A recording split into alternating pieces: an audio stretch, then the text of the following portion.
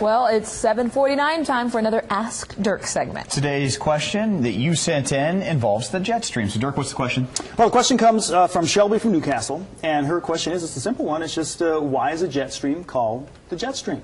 So the simple answer is, it's a stream of air that's moving faster than the surrounding air. But of course, we're not going to leave it at that. We have a lot more to talk about as far as the jet stream is concerned, because it's an important feature with our weather that we have. Now, here's the definition: a fast-flowing current of air located anywhere from 5 to 7 miles above the surface of the Earth. That's the jet stream that we have, again, over us. It can be upwards of, a mile to 3 miles thick, the jet stream itself, and it can run anywhere from 1,000 to 3,000 miles. And you can see that aircraft love to find the jet stream, because that just adds to their ability to go get there faster and, of course, use less fuel. And that's what you want. Of course, this day and age, if you're going to be flying around, it helps to save on money and energy. So the jet stream, there's actually two jet streams that we're concerned with here in the northern hemisphere. You have the subtropical jet stream. That's generally to the south of the United States, but occasionally it does affect or impact the southern half of the United States, including California. We sometimes feel the effects of the subtropical jet stream. But mainly it's the polar jet stream that we're concerned with and that we like to watch as far as the weather patterns that we have shaping up. This is really important because the colder air generally stays to the north of the jet stream, the warmer air to the south of the jet stream. When you have what's called a little trough or a valley, that's where we have areas of low pressure. And usually where you have that upper ridge that blows up there, you can see that's where we have the higher pressure and the warmer air that's usually associated with these two, again, areas of air to the north and to the south of the jet stream. Now, what's so important about this jet stream is it pulls along those weather systems, and this is what gives us our rain. And so we have these areas of low pressure that swing on through as those waves come through. That's what makes a cold front. And, of course, that's where we have the rain and the snow, and that's what we get during the winter months, and that's what we need a lot of. Of course, this time of year, we've been looking at conditions that have been dry for a little bit and then wet for a little bit. So this is what's going on. When we have our wet periods like we did in the month of February, we had a situation where we had a cutoff low. When the area of low pressure is cut off from the general flow of the jet stream, and so it just sits here off the coast of California, and if it's close enough, it swings that area of rain through, and that's what we had again in February. We had these waves of rain coming through. But what will happen also, and this happened in the through December and into January, the end of December and into January, you have an area of low pressure that's cut off from the jet stream. And then the high pressure builds in. In fact, we had in January 17th, we got up to 70 degrees because of a pattern similar to this. And so the jet stream is very, very important to our weather. It can also be bringing about some extremes, especially if you have that cutoff situation. So the jet stream, you can't see it. So I was thinking, what can I do for a demonstration? Well, I talked to our crack team here of engineers at KCRA, and this is what we came up with. I was just going to bring in my wife's hair dryer. That would make sense. That would make sense, but I talked to Dan Tracy and our team of engineers, and they brought this to me, and it works pretty well. a notch. We took it up a notch. Right. Here we go. We're going to turn it on. And what it is, we have a leaf blower, we have a tube, and we have the air coming out. Now, you can't see the air coming out, but you can feel the effects if I touch it, but also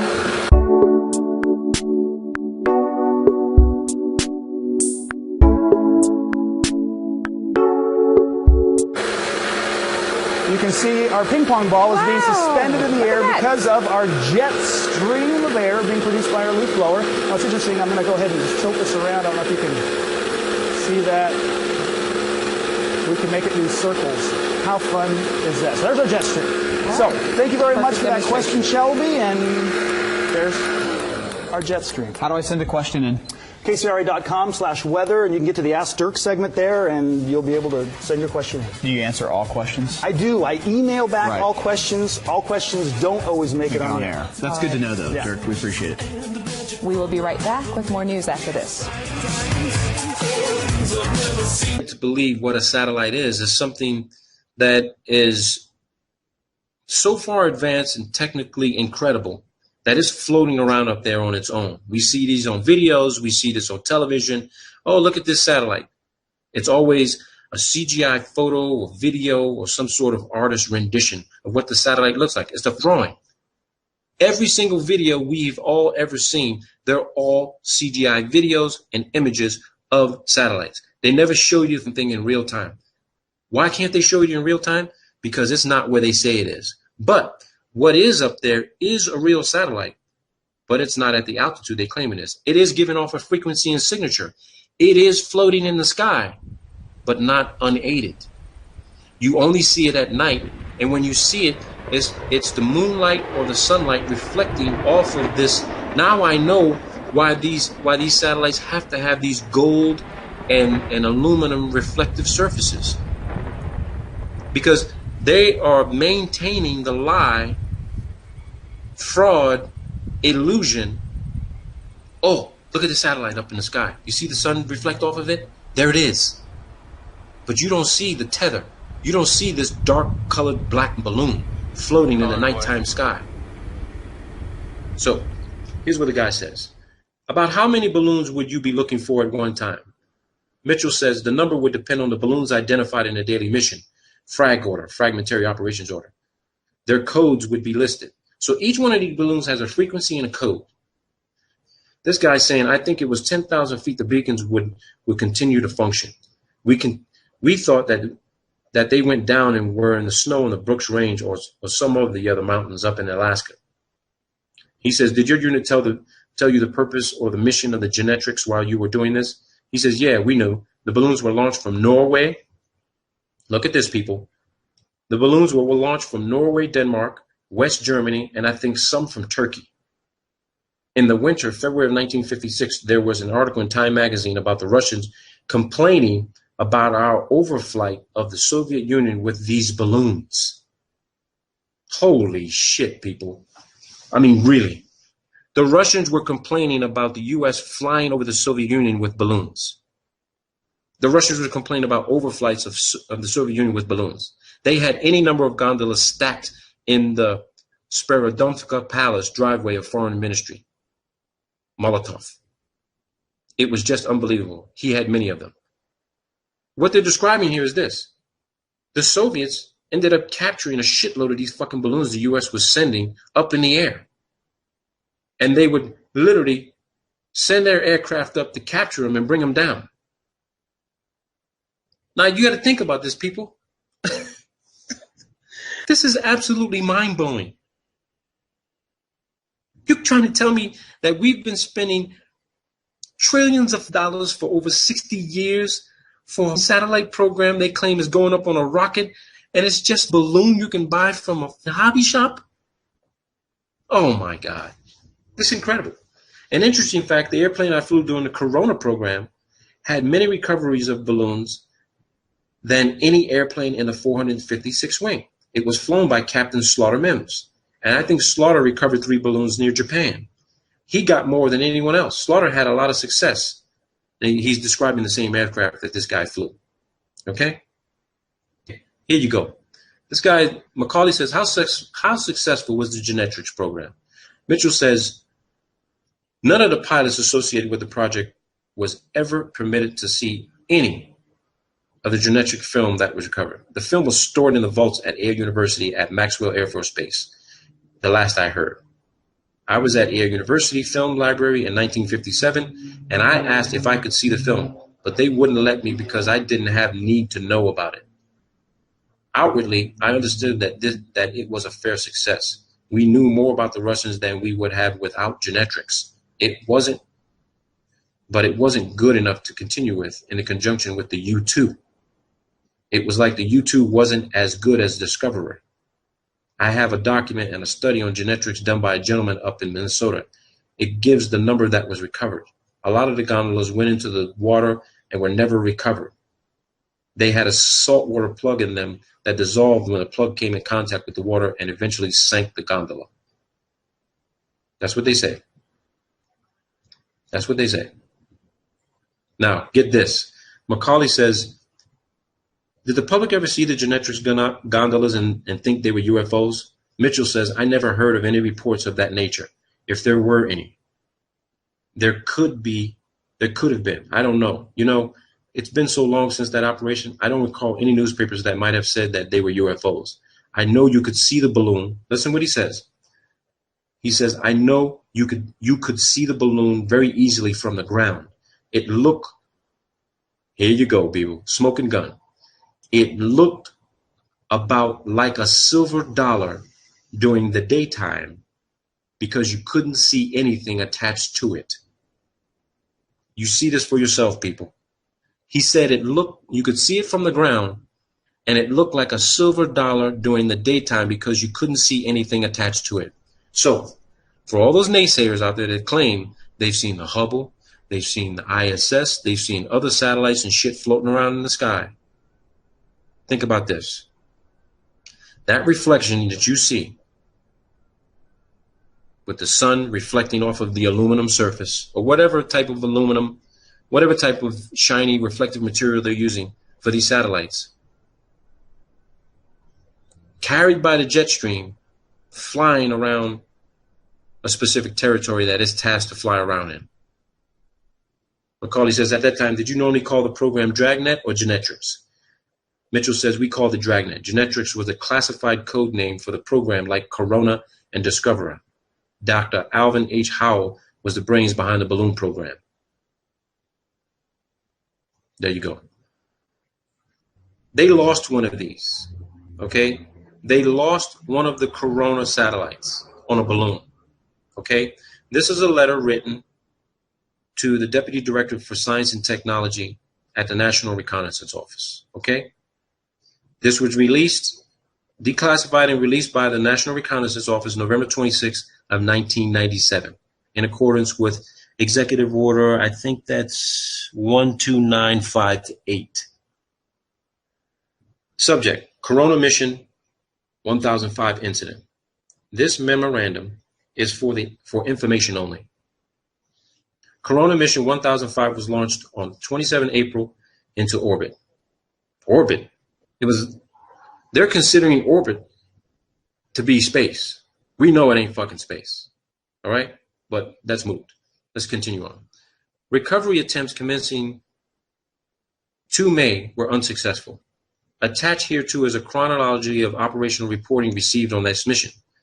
Number 3, on August 5th, OSA received word from its security representative at the Air Force Base, Los Angeles, that a satellite capsule had been reported as coming down near the Venezuelan-Colombia border. The actions taken by OSA upon receipt of this information are detailed in a separate attachment. As a result of the investigation by the OSA in conjunction with the Caracas station and the embassy attaché office there, the following facts are noted. Listen to this. August 1st. First word was received by Caracas Army Attaché Office of finding of a capsule at La Fria, 500 miles southwest of Caracas in a remote region of the Andes. August 3rd. Reconfirmation of capsule finding made by telephone call to Caracas Embassy. August 4th.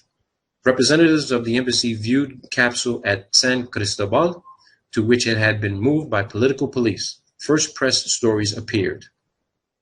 August 5th. Capsule flown by host government to Caracas. August 6th to the 10th. Capsule held by Minister of Defense of Venezuela. All right. August 8th.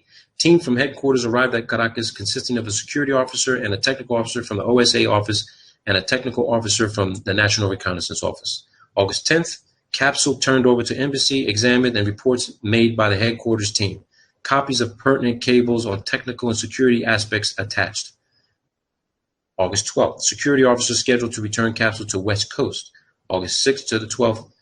For the record, it should be noted that on Thursday, 6th August, a request was made by the CIA to the NRO to convene a meeting of the Interdepartmental Contingency Planning Committee to assess the problems, coordinate procedures, and assign responsibility for responding to any news media queries which might arise. Now, what's interesting about this, they noticed there was a label that there was a secret label on a satellite. It was marked secret. They removed that classification from it. This is regarding the history of satellite reconnaissance, volume 2A, SAMOS. Remember that name, SAMOS, okay? The SAMOS satellite, because here's what I'm going to take you to next. This is the list of all balloon launches from the Esrange Space Center in Sweden. Okay? Now, let me take you to the Swedish Space Center. And here is the Swedish Space Center website. This is the Swedish Space Center. And as you can see, they have balloons and rockets, payloads. This is their website. This is their website. Swedes. The Swedes. Okay? It's the Swedes. Here's their space center. They do balloon launches. Now let me take you the document I downloaded from their website. Now, this is a list of balloon launches from the Isran Space Center starting December 9th of 1982. Remember that term, Samos? You can read these documents for yourselves. We don't need to keep going through all this stuff together. I put a lot of this shit out for you people so that you can see this. You see they talk about weather satellite program, mapping satellite program, realignment controversy, new directions in satellite reconnaissance. Okay? But let me take you to this document, which is very important, from the Swedes. This is not U.S. oriented. I got this from a foreign country. Okay? So you look at some of the launches. These are balloon launches, people. These ain't rockets. It says it. List of balloon launches. There's going to be some things here that you may see that are going to catch your eye. All right? Because I want you to look. You see the campaign, you look at the payload. All right? You got campaigns and payloads. And we're not going to go through all these codes, but you're going to see something that's going to catch your attention. All right? We're going to keep going through this. All right? Keep going through it. You're going to see something that's going to catch your attention, that's going to blow your mind. You see this, people? What does that say? Mir. That's the Mir space module. February 24th, 1997. Here goes another one. Mir. March 17th, 1997. Mir. Okay? I want you to see these things. All right? I want you to see these things. Let me take you to another one here, because there's let me hang on. Let me see. Here we go. Two more. Mir. February 18th, February 19th, 1999. Mir. It's the Mir space module, people. On a balloon. The ISS does not exist complete the way they show it on television. Here goes another one. Mir, on a balloon. What they are showing you of the space station is a computer-generated image. They are not showing you the complete module put together, flying at 17,000 miles an hour. Here you go. Look at this. Support Mir. They sent up a support balloon to resupply the Mir on a balloon. On a balloon, people. Look at this. Orion. Orion payload. Look at here.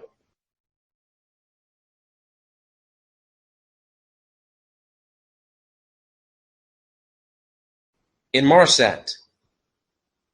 You want to know where your satellite phone communications come from? A balloon, people. A balloon. I'll supply this document to whoever wants it. Here we go. Inmarsat test. Balloon. If you were to take time to search every single one of these flights to match it up with a particular rocket launch that they claim this thing was on, I guarantee you, you will be able to compare it with this Swedish Isran Space Center balloon flight list. Balloon flight list. Balloons, people. That's your program. It's always been your program. Look at this. Mir short duration. Mir VLD. You got two VLD. And look at here. More Mir. This is in 2002, people. 2002. For those in Europe, you ever heard of Enviasat? Look at Enviasat. Enviasat. These things are supposed to be testing the atmosphere for particulates and, for pollution control. Balloons, people. You can't come to any other conclusion. You don't have any other information to prove you were at the launch pad and you saw them put this thing inside the nose cone of a rocket. You didn't see it. You can work for NASA, you can work for the Germans, you can work for the Russians. You did not see what you thought you saw going into a nose cone of a capsule and with an unedited video stream and put on a launch pad and launched into the sky on a rocket. You didn't see that. Look at NASA. Why is NASA using the Swedish to launch a balloon for them? Think about that. They're everywhere, people. They're carrying out the deception, the fraud, the hoax, the scam, the bullshit. It's all here. It's all here, people. I keep saying it's not what you know, it's what you can prove. You can talk about it all day long. You can claim this is your theory, this is your hypothesis. You ain't got no documentation to fucking back it up. You just want to show some bullshit video and you're not a videographer and you don't know how to do video analysis. You got to get the documentation. And here's the documentation right here. NASA, 2011, LED, ESO, high wind. Just check these out. Because I have. NASA, 2003, 2013, Sunrise 2. Look at that. Balloon. Balloon, people. That's a complete list. It goes all the way to 2014. 2014, people. 2014. There you have it. There you have it, people. I don't know what else to tell you. I really don't know what else to tell you. Check this out. Just check this shit out. Check this shit out. Another satellite being launched from Antarctica. Check this out. You're going to love this one. That's Antarctica, people. Remember how we saw that circular launch pad? The bulldozer is smoothing out the ice and snow. Look at this. Just wait and see. Watch this.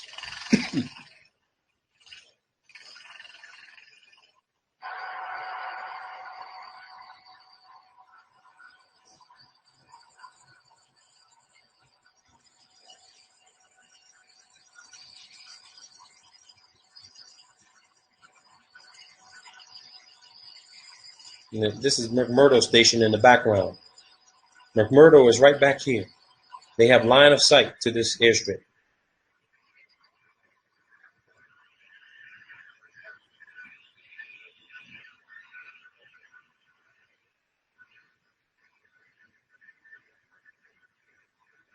Just look at this.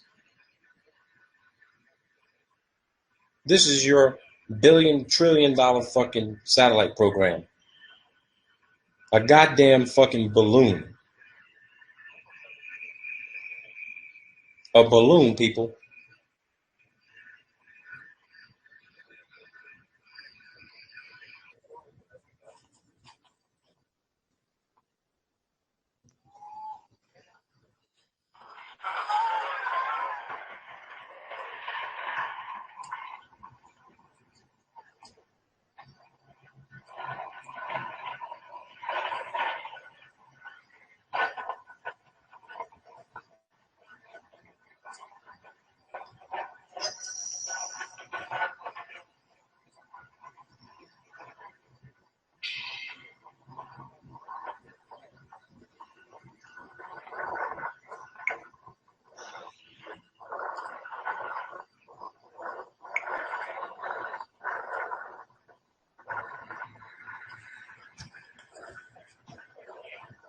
There goes fucking $20-30 million on a balloon. It's not inside a fucking rocket nose cone. There you go. Woohoo! Woohoo! Yay!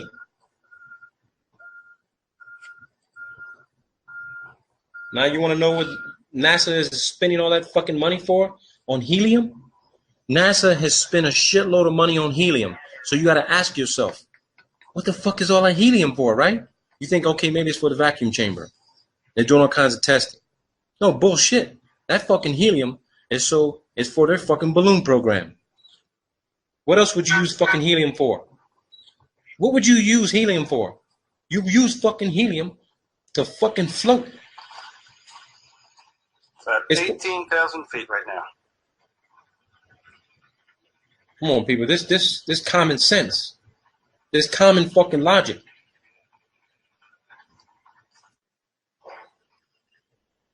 Okay, the payload is now at 105,000 feet. Look at that. 105,000 feet. Quite well, even with the naked eye. It's nice and well inflated now. So based on the size of that balloon, Well, we're at about 120,000 feet. look at that. So these things got to get to at least 150, maybe 100, maybe they can get to about 180,000 feet. But at nighttime, see this fucking thing. You're not going to see it. You're not going to see the satellite. Period. So we're going to go to aircraft. So let's go to the U2 Dragon Lady. Let's go to the U2 product card. Okay, so here's your U2. I can tell you here right now, this is a new upgraded edition. They've upgraded the satellite system. So instead of, they're still using balloons, okay? They're still using balloons. But as far as military, advanced communications, topography, mapping, this platform, 33 of these are stationed around the world. 33 of them. Half of them are flown unmanned. Half of these can be flown without pilots inside of them. They can fly 24 hours. They can be refueled in the air at high altitude. They've got everything on board that you would need to do the same communications on the ground. 15 of these can be flown without pilots, unmanned. When I spoke to my professor, who used to be a Defense Intelligence Agency officer, he was in charge of the U2 ISR program, Intelligence Surveillance and Reconnaissance program. I asked him how many of these would be needed to cover the entire Earth in a 24-hour period. He told me you only need 10. In this video, there's a minimum of 75 Bible verses with prophecies and Bible codes that prove a flat geostationary Earth. I've grouped most of these verses into groups of 3, so I'm going to be counting down from 25 to 1. It'll make sense to you in a minute.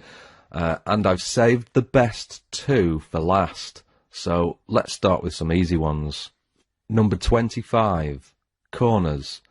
Isaiah 11 verse 12, 4 corners of the earth. Revelation 7 verse 1, 4 corners of the earth. Revelation 20 verse 8, the 4 corners of the earth. You can't have corners on a sphere. That's because the earth is not a sphere. It's flat. Number 24, still earth. 1 Chronicles 16 verse 30, the world also shall be stable, that it be not moved. Psalm 96 verse 10, the world also shall be established, that it shall not be moved. Psalm 93 verse 1, the world also is established, that it cannot be moved. It's all consistent, clear as day. If the world isn't moving, then it's not spinning, and neither is it orbiting around the sun. Number 23, pillars. 1 Samuel 2 verse 8, for the pillars of the earth are the Lord's, and he has set the world upon them. Job 9 verse 6, and the pillars thereof tremble. Psalm 75 verse 3, I bear up the pillars of it. There's nothing about a ball-shaped earth that you can fit pillars into. That's because the earth is not round, the pillars hold up a flat earth, there's a dome on top, the earth is flat. Number 22, the firmament dome. Isaiah 24 verse 18, for the windows of heaven are opened. It's a dome over a flat earth. Isaiah 13 verse 13, therefore I will make the heavens tremble. If the heavens can tremble, then it has to have solidity to it. Genesis 1 verse 6, and God said, let there be a firmament in the midst of the waters, and let it divide the waters from the waters. It's a dome over a flat earth that separates the waters above the dome. I read this so many times and I didn't see what was going on. I read the word firmament, didn't understand it, but it makes so much sense now when you take it literally. Strong's Concordance defines the word firmament as a solid expanse, roughly like the domed roof on this building here. Here's the inside of that dome, and the stars that we see in the sky would be fixed into this solid firmament, and the whole thing rotates around a flat stationary Earth. That's why all the stars move around the sky together as one set piece, because you can only have a solid dome separating the waters above from the waters and seas below on a flat Earth with the atmosphere in the middle. It doesn't work on a ball-shaped Earth. Number 21, the firmament dome continued. Isaiah 44, verse 24, I am the Lord who made all things, who alone stretched out the heavens, who spread out the earth by myself. Well, you can't spread something out by rolling it into a ball. Psalms 18, verse 9, he bowed the heavens also. 2 Samuel 22, verse 10 repeats Psalms. It says, he bowed the heavens also. Strong's number H5186 describes the word bowed as bend. The heavens bend around us. It's a domed heaven around a flat earth. Number 20, the sun. There are 67 Bible verses that reference the sun moving. You can easily look this up. Here's a title on one website that lists them all. But zero, zilch, nothing, no Bible verses at all that ever make reference to the earth moving. So, at the very least, the Bible supports a geostationary earth. Number 19, Bible codes. If you're familiar with Bible codes, then you'll know there's a matrix of flat earth clusters from Luke 13, verse 28 to Luke 14. Here's the matrix. Here's flat, earth, and at equidistant letter spacing you'll also find dome, canopy, tent, truth, edge, disc, even, and a lot more. If you don't have Bible code software, then you can do this for free at biblecodewisdom.com. Number 18, height and depth. Job 11, verse 8, it is as high as heaven, what can you do? Deeper than hell, what can you know? So, there's a height to heaven and a depth to hell.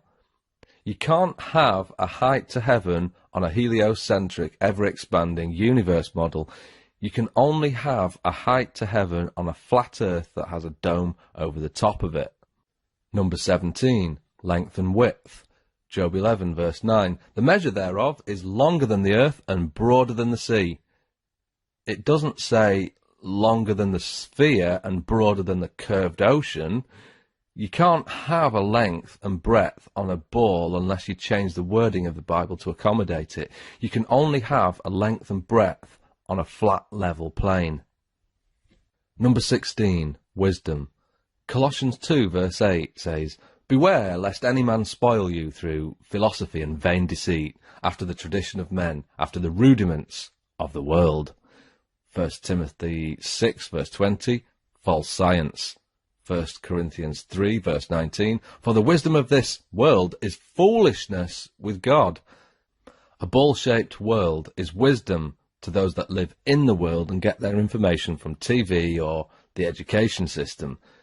Wisdom of a global earth is literally foolishness with God. True wisdom is not taught in the education system, and neither will you find it on the 6 o'clock news. True wisdom is only found by carefully weighing up the options, and that's what we've been doing on this channel for the last few months, weighing up the evidence. Really try to understand what the Bible is saying here in these 3 verses, because it's telling us that the earth is flat, it's not round. Number 15, day and night. Job 26 verse 10, he has compassed the waters with bounds until the day and night come to an end. Well, that's interesting. Here's a flat earth map. The outer bounds are made of ice. The waters are literally compassed with an ice boundary. The sun goes around the earth like this. Both day and night can only come to an end where day and night meet the dome. Beyond the dome, time ceases to exist. Whoever happens to live in that realm outside the dimension of time, beyond the dome, which is the heaven, is also immortal. He's always been there. He can see the beginning and the end. Prophecies in the Bible, inspired by the Holy Spirit, show us the future is already foretold. And when the Bible talks of the everlasting, that's the place we all go to at some point. Problem is, most of us who reject the truth will face everlasting shame.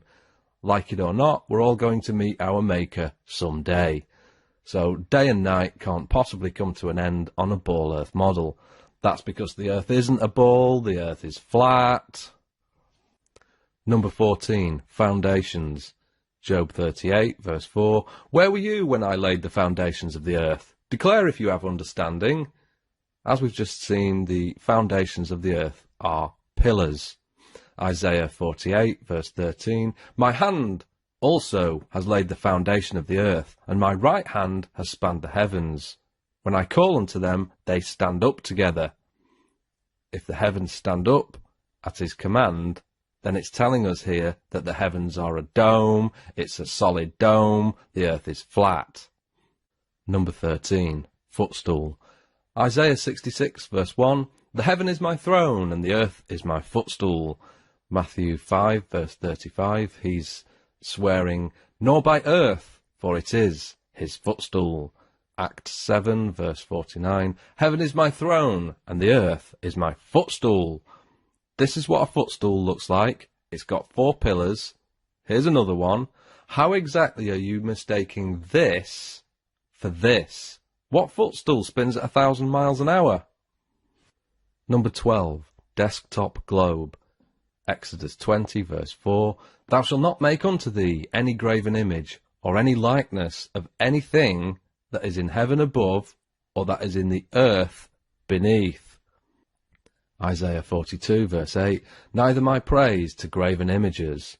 It's also the second of the 10 commandments, so that rules out having a spinning globe on your desktop, because what's a spinning globe? It's a graven image that depicts the earth. Why was the commandment not to have those things? Because it indoctrinates without even speaking. The earth isn't a globe, it's flat. Number 11, the stars. Matthew 24, verse 29. The stars shall fall from heaven. Mark 13, verse 25. And the stars of heaven shall fall. Revelation 6, verse 13. And the stars of heaven fell unto the earth. We've all been brainwashed into thinking the stars are massive and trillions of miles away. The Bible is telling us the stars are not massive, they're small, close, and they're going to fall to the earth. So the universe that we see up there is dome-shaped and small enough to contain all the stars that circle around the flat stationary earth. Number 10, the universe.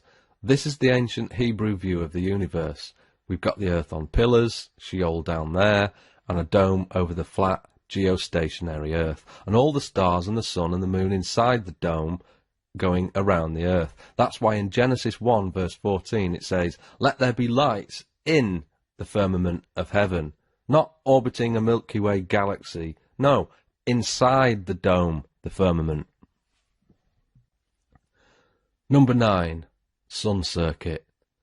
Psalm 96 verse 10, the world also shall be established, that it shall not be moved. King James Version. Equally, that verse could support a ball-shaped earth, but it eliminates the possibility of the earth going around the sun. Bear that in mind for a moment. Psalm 19, verse 6, talking about the sun. His going forth is from the end of heaven, and his circuit until the ends of it, and there is nothing hid from the heat thereof. If the sun has a circuit, then the sun is not the centre of the solar system, as we've been told. Critics will say, yes, but the sun is on a circuit. It circles the centre of our Milky Way galaxy. Well, if the Earth is established that it cannot be moved, but the sun goes around the Milky Way, then the sun would fly off away from the Earth and we'd never see the sun again. So when the Bible talks of the sun having a circuit, it's talking about the sun circuiting around a flat Earth. Number 8. Circle of the earth. So those who loosely read the Bible point to Isaiah 40 verse 22, which says, it is he that sitteth upon the circle of the earth.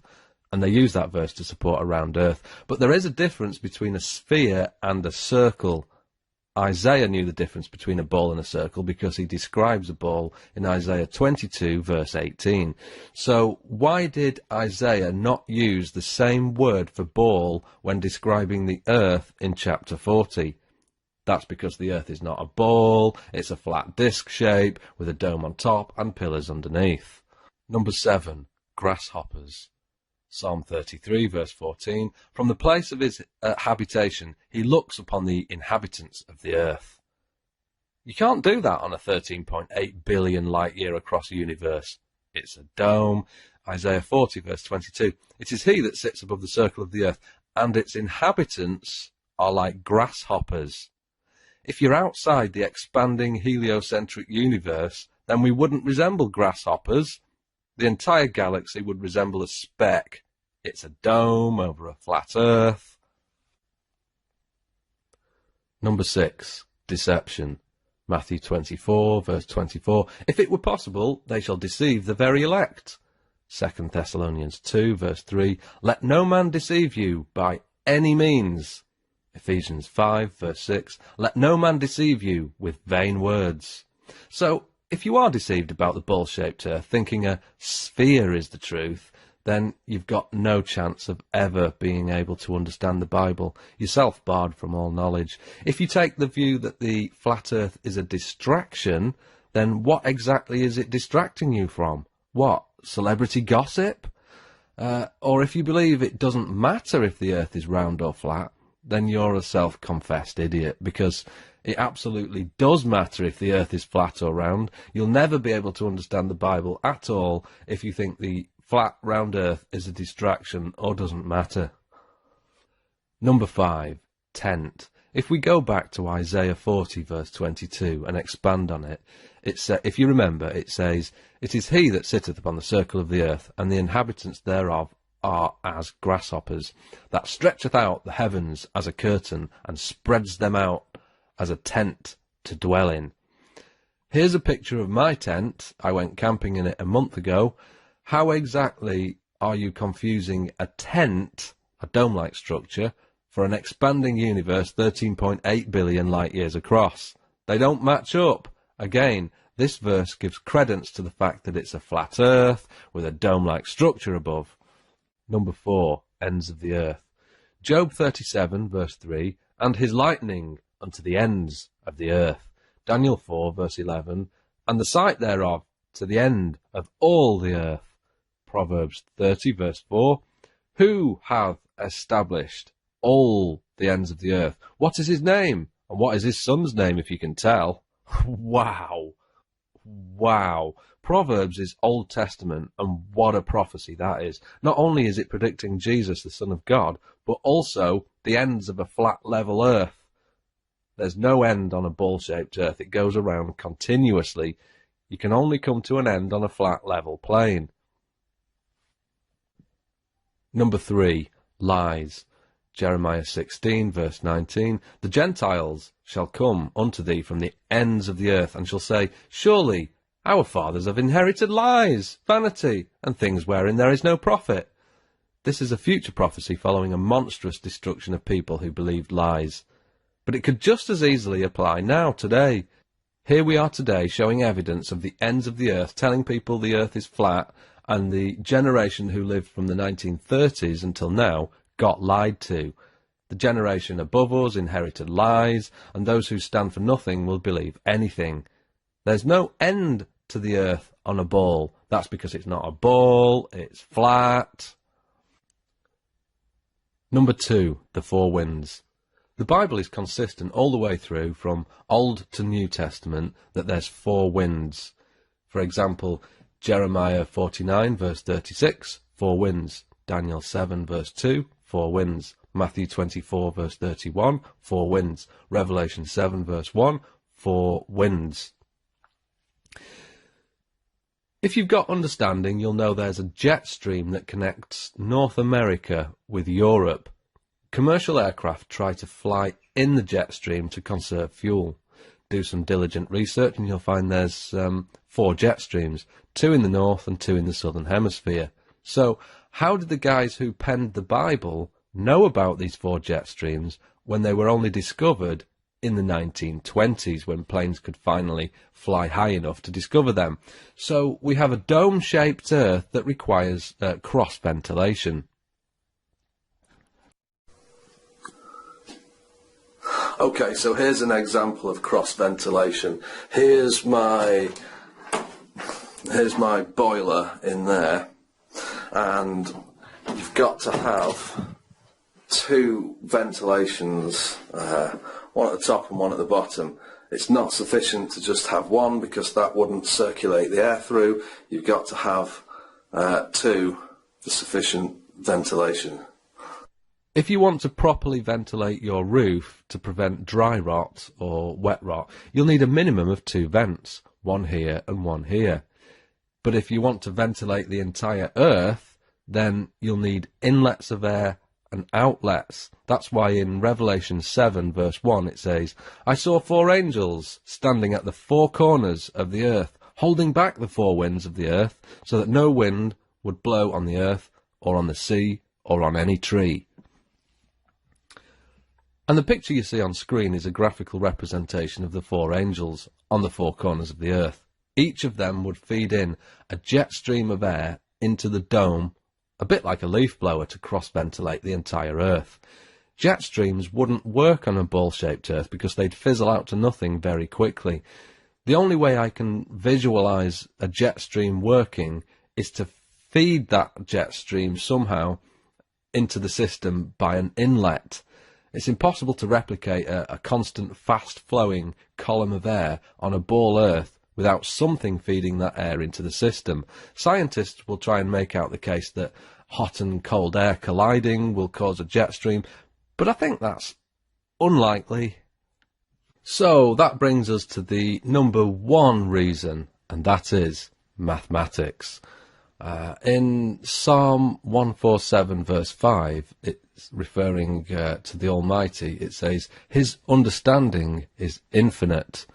And if we get to Genesis 1 verse 1, "In the beginning God created the heaven, singular, and the earth."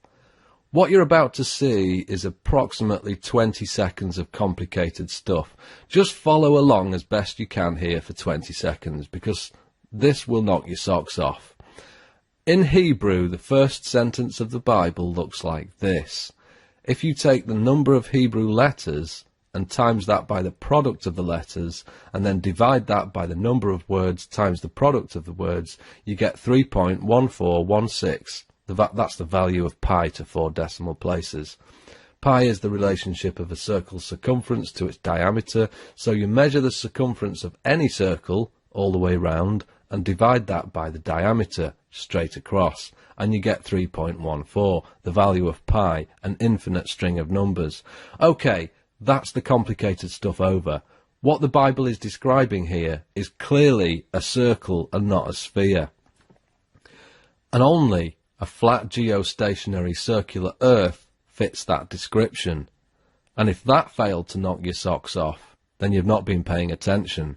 Because what we've got here is the Bible describing the creation of the earth in words, and behind those words we've got a mathematical formula that not only verifies the authenticity of the text, a fingerprint of God if you will, but it describes the very shape of the earth, circular.